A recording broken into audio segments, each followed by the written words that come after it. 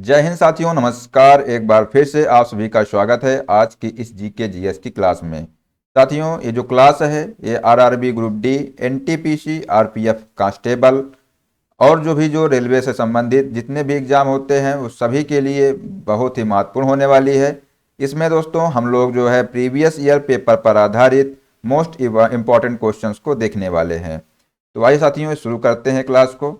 साथियों, इस क्लास को शुरू से लास्ट तक जरूर देखिएगा क्योंकि इसमें जो है जितने भी क्वेश्चंस हैं ये बहुत ही इम्पोर्टेंट क्वेश्चंस हैं और इससे जितने भी क्वेश्चंस बन सकते हैं आने वाले एग्जाम के लिए तो वो भी हम लोग देखने वाले हैं। तो आइए देखते हैं। अगर चैनल पर पहली बार आए हैं तो चैनल को सब्सक्राइब कर लीजिए और जो बेल आइकन है उसको प्रेस कर लीजिए जिससे कि आने वाली सभी क्लास का नोटिफिकेशन आपको मिलता रहेगा। और अगर अभी तक लाइक नहीं किया है तो चैनल को लाइक भी कर दीजिए। तो आइए दोस्तों देखते हैं। पहला क्वेश्चन है, नींबू के रस का पीएच मान लगभग होता है। आपसे पूछा गया है कि नींबू के रस का पीएच मान लगभग कितना होता है। ऑप्शन है 9, 2, 12 या 17। दोस्तों इसका राइट आंसर हो जाएगा ऑप्शन नंबर बी। नींबू के रस का पीएच मान दोस्तों 2 होता है, तो आप लोग इसको याद रखिएगा। लेकिन अगर आपसे क्वेश्चन पूछ लिया जाए कि मानव रक्त का पीएच मान कितना होता है तो आप लोग आंसर लगाएंगे 7.36 से 7.42 के बीच में होता है। और अगर आपसे पूछा जाए कि आंसू का पीएच मान कितना होता है तो 7.4 होता है। मानव मूत्र का होता है 6 और जो गैस्ट्रिक जूस होता है दोस्तों इसका पीएच मान 1 से 3 के बीच में होता है। और जो विनेगर होता है इसका पीएच मान 2.4 से लेकर के 3.4 के बीच में होता है। तो जितने पॉइंट हैं आप लोग इनको याद रखिएगा क्योंकि ऐसे क्वेश्चन जो है एग्जाम में पूछे जाते हैं। नेक्स्ट क्वेश्चन देख लेते हैं। पूछा गया है कि निम्नलिखित में से कौन सा एक यूनेस्को विश्व धरोहर स्थल नहीं है।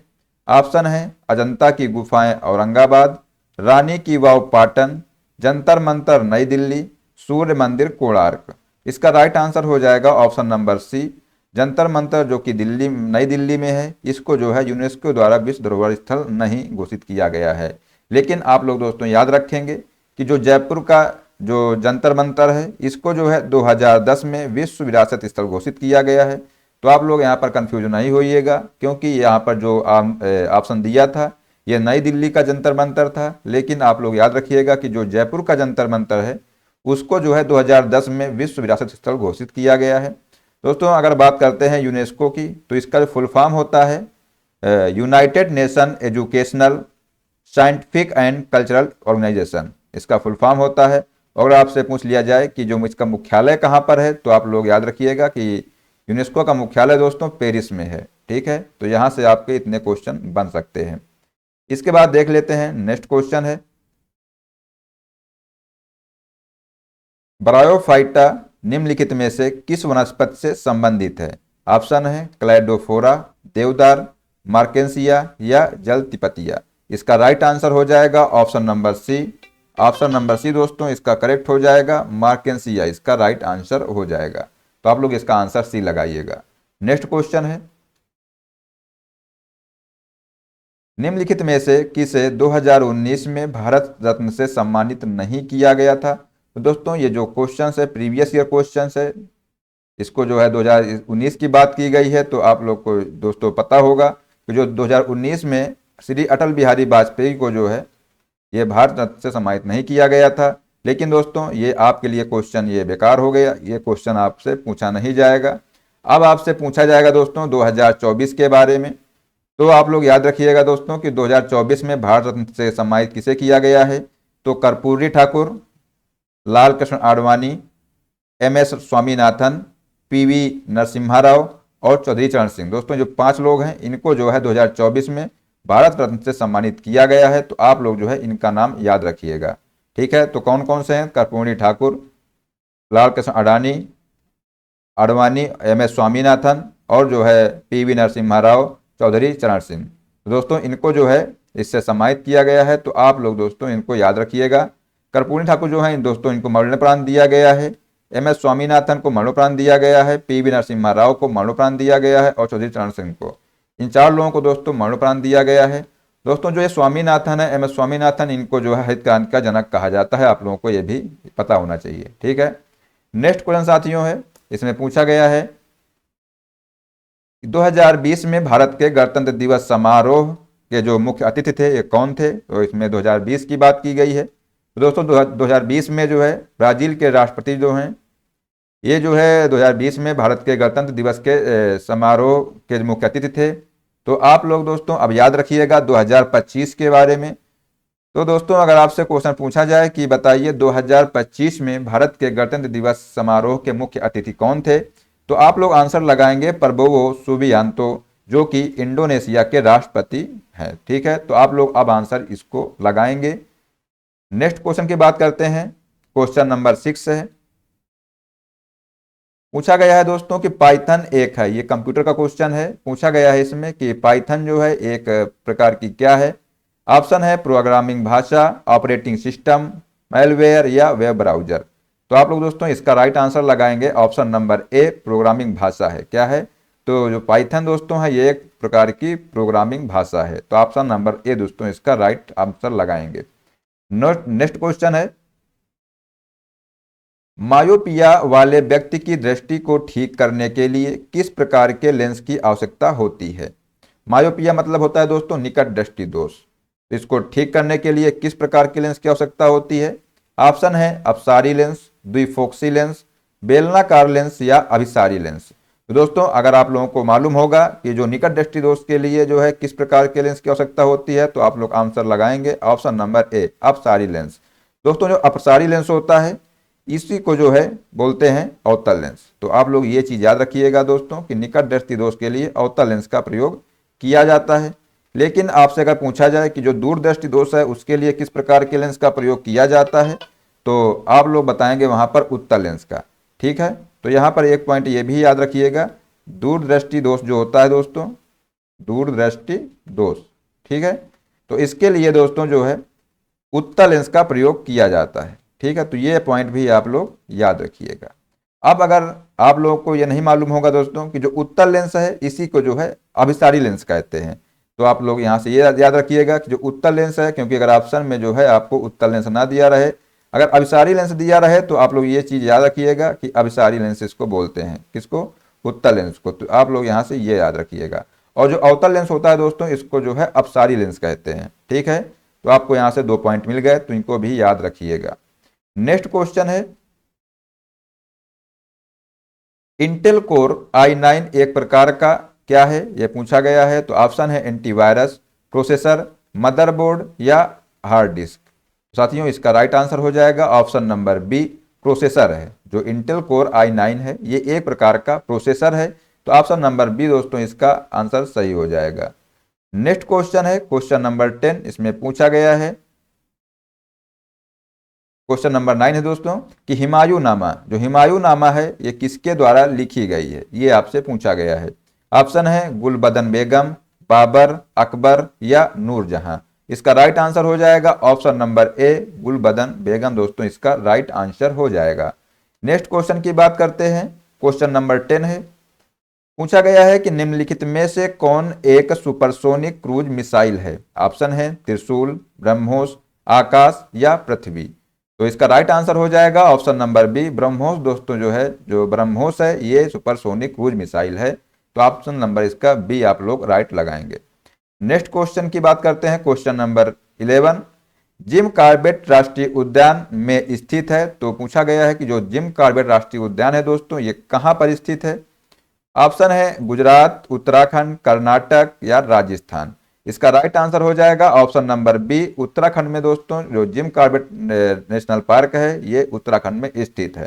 ठीक है, अब बात कर लेते हैं जिम कॉर्बेट नेशनल पार्क की दोस्तों। तो ये जो है ये भारत का पहला राष्ट्रीय उद्यान है, आप लोग ये भी याद रखिएगा। और इसकी जो स्थापना है 1936 में हुई थी। और इसका जो पुराना नाम है दोस्तों हेली नेशनल पार्क के नाम से इसको स्थापित किया गया था। तो अगर आपसे पूछा जाए कि हेली नेशनल पार्क कहाँ पर है, तो आप लोग इसका आंसर लगाएंगे उत्तराखंड लगाएंगे। ठीक है, तो आप लोग जो है ये पॉइंट भी याद रखिएगा। नेक्स्ट क्वेश्चन की बात करते हैं। तो नेक्स्ट क्वेश्चन है कि जीएसटी भारत में अधिरोपित एक अप्रत्यक्ष कर है। जीएसटी का पूर्ण रूप है, ये पूछा गया है इसमें। ऑप्शन है goods and searches tax, goods and service tax, general service tax या जनरल स्ट्रक्चर ऑफ टैक्स। तो दोस्तों इसका राइट आंसर हो जाएगा ऑप्शन नंबर बी इसका करेक्ट हो जाएगा। गुड्स एंड सर्विस टैक्स इसका जो है फुल फॉर्म होता है जीएसटी का। नेक्स्ट क्वेश्चन है क्वेश्चन नंबर 13। पूछा गया है दोस्तों, दक्षिण अमेरिका का सबसे बड़ा देश कौन सा है?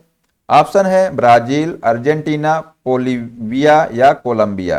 तो इसका आप लोग राइट आंसर लगाएंगे। ऑप्शन नंबर ए जो है इसका दोस्तों राइट आंसर लगाएंगे। ब्राजील जो है दक्षिण अमेरिका का सबसे बड़ा देश है।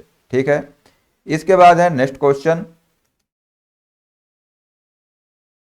पूछा गया है कि भारत का केंद्रीय औषधि अनुसंधान संस्थान कहां पर है?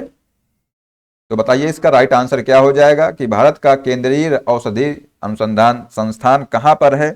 ऑप्शन है दिल्ली, हैदराबाद, मुंबई या लखनऊ। तो दोस्तों इसका राइट आंसर हो जाएगा ऑप्शन नंबर डी इसका करेक्ट हो जाएगा। लखनऊ में जो है केंद्रीय औषधि अनुसंधान संस्थान है। लेकिन आप जो है ये जो पॉइंट है इनको भी याद रखिएगा। आपसे पूछ सकता है पेपर में कि भारतीय सर्वेक्षण संस्थान का जो संस्थान है कहाँ पर है? तो देहरादून में है। केंद्रीय भवन निर्माण अनुसंधान संस्थान कहाँ पर है? रुड़की में है। केंद्रीय चमड़ा अनुसंधान संस्थान चेन्नई में है। भारतीय मौसम विज्ञान विभाग जो है नई दिल्ली में है। राष्ट्रीय धातु विज्ञान प्रयोगशाला जमशेदपुर में है। भारतीय पेट्रोलियम अनुसंधान संस्थान देहरादून में है। प्लाज्मा अनुसंधान संस्थान गांधीनगर में है।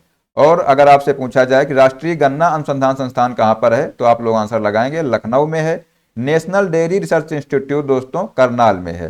ठीक है, तो ये जितने पॉइंट है आप लोग इनको भी याद रखिएगा। आप एग्जाम में जो है इससे बाहर प्रश्न नहीं पूछा जाएगा, तो इसलिए जो है इनको जरूर याद रखिएगा। ठीक है, नेक्स्ट क्वेश्चन की बात करते हैं। पूछा गया है एंट्रिक्स कारपोरेशन लिमिटेड बेंगलुरु क्या है? ऑप्शन है फिल्म निर्माण कंपनी है, इसरो की मार्केटिंग शाखा है, मोबाइल हैंडसेट निर्माता या विद्युत वितरण कंपनी। तो दोस्तों इसका राइट आंसर हो जाएगा ऑप्शन नंबर बी, इसरो की जो है मार्केटिंग शाखा है एंट्रिक्स कारपोरेशन लिमिटेड। ठीक है, नेक्स्ट क्वेश्चन की बात करते हैं। क्वेश्चन नंबर 16 है। पूछा गया है इसमें कि निम्नलिखित में से कौन सा स्थान यूरेनियम के खनन के लिए प्रसिद्ध है? ऑप्शन है दुर्गागंज, कोरबा, जादूगोड़ा या पन्ना। दोस्तों इसका राइट आंसर हो जाएगा ऑप्शन नंबर सी, जादूगोड़ा। दोस्तों इसका आप लोग राइट आंसर लगाएंगे, तो ऑप्शन नंबर सी इसका करेक्ट हो जाएगा। नेक्स्ट क्वेश्चन है क्वेश्चन नंबर 17। पूछा गया है कि भारत की सबसे लंबी राजमार्ग सुरंग कौन सी है? ऑप्शन है औट सुरंग, रोहतांग सुरंग, अटल सुरंग या जवाहर सुरंग। तो इसका राइट आंसर आप लोग लगाएंगे ऑप्शन नंबर सी, अटल सुरंग। दोस्तों इसका राइट आंसर हो जाएगा। नेक्स्ट क्वेश्चन की बात करते हैं। पूछा गया है कि निम्नलिखित में से कौन सी नदी अरब सागर में गिरती है? तो ऑप्शन है ताप्ती, गोदावरी, महानदी या कृष्णा नदी। राइट आंसर हो जाएगा ऑप्शन नंबर ए। दोस्तों इसका करेक्ट हो जाएगा, जो ताप्ती नदी है वो जो है अरब सागर में गिरती है। नेक्स्ट क्वेश्चन है यूनेस्को का मुख्यालय कहां पर है? दोस्तों इसको जो है आप ऊपर देख चुके हैं, तो इसका आप लोग आंसर बता सकते हैं कि जो यूनेस्को का मुख्यालय है कहां पर है। ऑप्शन है दोस्तों वाशिंगटन डीसी, न्यूयॉर्क, लंदन या पेरिस। इसका राइट आंसर हो जाएगा ऑप्शन नंबर डी। दोस्तों इसका करेक्ट हो जाएगा, जो यूनेस्को का मुख्यालय है ये है कहां पर? पेरिस में है। नेक्स्ट क्वेश्चन की बात करते हैं। पूछा गया है इसमें कि समग्र शिक्षा स्कूली शिक्षा के लिए एक योजना है, जो के लिए है, किसके लिए है ये पूछा गया है। तो ऑप्शन दोस्तों है प्री नर्सरी से कक्षा 12 तक के लिए है, केवल कक्षा 1 से कक्षा 12 तक के लिए, कक्षा 1 से कक्षा 8 तक के लिए या केवल कक्षा 1 से 10 तक के लिए। तो दोस्तों इसका राइट आंसर हो जाएगा option number A, pre nursery से लेकर के कक्षा 12 तक के लिए। दोस्तों जो है समग्र शिक्षा स्किल शिक्षा के लिए जो योजना है ये प्री नर्सरी से लेकर के कक्षा 12 तक के लिए है। ठीक है, तो आप लोग इसको याद रखिएगा। नेक्स्ट क्वेश्चन है बेरी बेरी एक रोग है, क्या है? जो बेरी बेरी दोस्तों है ये एक रोग है जो कि कमी के कारण होता है। आपसे पूछा गया है। ऑप्शन है vitamin A, vitamin B one, vitamin D या विटामिन। तो दोस्तों इसका राइट आंसर हो जाएगा option number B, vitamin B one की कमी से दोस्तों बेरी बेरी रोग होता है। तो आप लोग ये याद रखेंगे, इसका आंसर हो जाएगा विटामिन बी1 जो है इसका राइट आंसर हो जाएगा। नेक्स्ट क्वेश्चन की बात करते हैं। Question number 22। इसमें पूछा गया है दोस्तों कि लोकसभा और राज्यसभा की संयुक्त बैठक की अध्यक्षता कौन करता है? ऑप्शन है राज्यसभा के सबसे वरिष्ठ सदस्य, लोकसभा अध्यक्ष, भारत के राष्ट्रपति द्वारा नामित एक सदस्य, या भारत के राष्ट्रपति। तो दोस्तों इसका राइट आंसर हो जाएगा ऑप्शन नंबर बी, लोकसभा अध्यक्ष जो है लोकसभा और राज्यसभा की संयुक्त बैठक की अध्यक्षता करता है। ठीक है, नेक्स्ट क्वेश्चन है, निम्नलिखित में से कौन सा देश सार्क का सदस्य है। ये पूछा गया है आपसे कि कौन सा देश जो है सार्क का सदस्य है। तो ऑप्शन है चीन, म्यांमार, मॉरिशस या अफगानिस्तान। तो बताइए साथियों इसका राइट आंसर क्या हो जाएगा। इसका राइट आंसर हो जाएगा ऑप्शन नंबर डी, अफगानिस्तान। दोस्तों इसका राइट आंसर हो जाएगा कि जो सार्क का जो सदस्य है अफगानिस्तान है। बाकी जो चीन, म्यांमार और जो मॉरिशस है ये जो है इसके सदस्य नहीं है। तो आइए देख लेते हैं, सार्क की बात करते हैं। तो दोस्तों जो सार्क का फुल फॉर्म होता है, सार्क का फुल फॉर्म होता है south Asian association for regional corporation. ठीक है, और इसकी स्थापना 8 दिसंबर 1985 को हुई थी। 8 सदस्य देश हैं, कौन कौन से, तो मालदीव, श्रीलंका, भारत, पाकिस्तान, नेपाल, भूटान, बांग्लादेश और अफगानिस्तान। दोस्तों जो वर्ष 2007 में जो है अफगानिस्तान को इसमें शामिल किया गया था। तो आप लोग जो है ये पॉइंट याद रखिएगा, इनसे जो है पेपर में क्वेश्चन बनता है। ठीक है, तो ये पॉइंट भी आप लोग याद रखिएगा। नेक्स्ट क्वेश्चन है, नेक्स्ट क्वेश्चन साथियों है कि भारतीय संविधान के जनक के रूप में किसे जाना जाता है। ये आपसे पूछा गया है कि भारतीय संविधान के जनक के रूप में जो है किसे जाना जाता है। ऑप्शन है doctor Bhimrao Ambedkar, doctor Rajendra Prasad, doctor के एम मुंशी, श्री सच्चिदानंद सिन्हा। तो इसका राइट आंसर हो जाएगा option number A, doctor Bhimrao Ambedkar को दोस्तों भारतीय संविधान का जनक के रूप में जाना जाता है। तो आप लोग इसका आंसर लगाएंगे option number A. Next question है क्वेश्चन नंबर 25। इसमें पूछा गया है, एक प्रसिद्ध यात्री इब्न बतूता डैश का निवासी था। तो ये पूछा गया है कि दोस्तों जो इब्न बतूता था ये कहाँ का निवासी था। ऑप्शन है मोरक्को, यूनान, चीन या इटली। तो इसका राइट आंसर हो जाएगा ऑप्शन नंबर ए, मोरक्को का निवासी था। और दोस्तों अगर आपसे पूछा जाए कि जो ये इब्न बतूता था ये किसके शासनकाल में आया था, तो आप लोग आंसर लगाएंगे मोहम्मद बिन तुगलक के शासनकाल में आया था। कब, 1333 ईस्वी में। और दोस्तों इसकी एक पुस्तक है जिसका नाम है रहला। तो आप लोग ये भी याद रखिएगा, ये इंपॉर्टेंट पॉइंट है कि जो इब्न बतूता की पुस्तक का नाम क्या है। तो आप लोग यहाँ बता सकते हैं कि इनकी पुस्तक का नाम रहला है। ठीक है, नेक्स्ट क्वेश्चन है क्वेश्चन नंबर 26। पूछा गया है दोस्तों इसमें कि निम्नलिखित मानव रोगों में से कौन सा रोग जीवाणु से होता है। ऑप्शन है टाइफाइड, हेपेटाइटिस ए, पोलियो या खसरा। तो इसका राइट आंसर हो जाएगा ऑप्शन नंबर ए, टाइफाइड। दोस्तों इसका राइट आंसर हो जाएगा। ठीक है, तो आप लोग जो है इसका आंसर ए लगाएंगे, टाइफाइड जो है इसका राइट आंसर होगा। नेक्स्ट क्वेश्चन है, जातक कथाएं डैश से संबंधित हैं। ऑप्शन है सिख धर्म, बौद्ध धर्म, जैन धर्म या हिंदू धर्म। इसका राइट आंसर हो जाएगा ऑप्शन नंबर बी। दोस्तों इसका करेक्ट हो जाएगा कि जो जातक कथाएं हैं दोस्तों ये बौद्ध धर्म से संबंधित हैं। तो इसका राइट आंसर आप लोग बी लगाएंगे। नेक्स्ट क्वेश्चन की बात करते हैं। इसमें पूछा गया है कि महात्मा गांधी ने जो है कहां पर भारतीय राष्ट्रीय कांग्रेस सत्र की अध्यक्षता की थी। तो यहां पर यह पूछा गया है। ठीक है, तो बताइए ऑप्शन दोस्तों है बेलगांव, कानपुर, मद्रास या रांची। तो इसका आंसर हो जाएगा ऑप्शन नंबर ए, बेलगांव। दोस्तों इसका करेक्ट आंसर हो जाएगा। तो इसका राइट आंसर आप लोग ऑप्शन नंबर ए लगाएंगे। ठीक है, नेक्स्ट क्वेश्चन है क्वेश्चन नंबर 29। इसमें पूछा गया है कि गीत गोविंद किसने लिखा था। जो गीत गोविंद पुस्तक है इसको किसने लिखा था। ऑप्शन है जयदेव, मीराबाई, रसखान या सूरसागर। इसका राइट आंसर हो जाएगा ऑप्शन नंबर ए। दोस्तों इसका करेक्ट हो जाएगा, गीत गोविंद के लेखक जयदेव हैं। कौन है, तो इसका right answer option number A हो जाएगा। लेकिन दोस्तों आप लोग ये पॉइंट भी याद रखिएगा, आपसे एग्जाम में ये पूछ सकता है कि अष्टाध्यायी के लेखक कौन है। तो आप लोग आंसर लगाएंगे, अष्टाध्यायी के लेखक पाणिनि हैं, रामायण के वाल्मीकि हैं, महाभारत के वेद व्यास, अर्थशास्त्र के चाणक्य हैं, इंडिका के मेगस्थनीज, पंचतंत्र के विष्णु शर्मा। ये इंपॉर्टेंट है। इसके बाद जो है महाभाष्य के पूछा जाए तो आप लोग आंसर लगाएंगे पतंजलि, बुद्धचरित के अश्वघोष, मुद्रा राक्षस के विशाख दत्त, हर्षचरित के बाणभट्ट, पृथ्वीराज रासो के चंद्रबरदाई और राजतरंगीण के दोस्तों कल्याण हैं। तो इसमें से कौन कौन से इंपॉर्टेंट हैं, इनको भी याद रखिएगा दोस्तों। अगर आपसे पूछ लिया जाए यहाँ पर अष्टाध्यायी के, तो यहाँ पर ये इंपॉर्टेंट हो गया अष्टाध्यायी। पंचतंत्र इंपॉर्टेंट हो गया है, और मुद्रा राक्षस ये भी पेपर पूछा जाता है, कई बार पूछा गया है। पृथ्वीराज रासो भी पूछा गया है कई बार।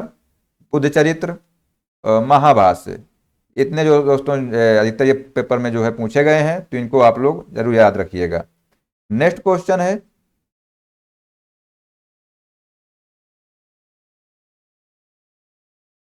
क्वेश्चन नंबर 30 जो है देखते हैं, और ये लास्ट क्वेश्चन साथियों है कि कैबिनेट मिशन वर्ष में जो है भारत आया था। पूछा गया है कि जो कैबिनेट मिशन है ये किस वर्ष भारत आया था। ऑप्शन है 1946, 1941, 1940 या 1943। इसका राइट आंसर हो जाएगा ऑप्शन नंबर ए दोस्तों, इसका करेक्ट हो जाएगा 1946। ठीक है, अब देख लेते हैं दोस्तों आज का प्रश्न क्या है, और जो है इसका आंसर जो है आप लोग जो कमेंट बॉक्स में जरूर बताइएगा। साथियों क्वेश्चन पूछा गया है कि भारत में सांप्रदायिक चुनाव प्रणाली सबसे पहले जो है किसके द्वारा शुरू की गई थी, ये आपसे पूछा गया है। ऑप्शन है क्रिप्स मिशन 1942 में, वेबल प्लान 1945 में, रॉलेट एक्ट 1919 में, या पार्लियामेंटो रिफॉर्म 1909 में। तो साथियों इसका जो राइट आंसर है आप लोग जो है कमेंट बॉक्स में जरूर बताइएगा। अब मिलते हैं नेक्स्ट क्लास में। जय हिंद, जय भारत, वंदे मातरम।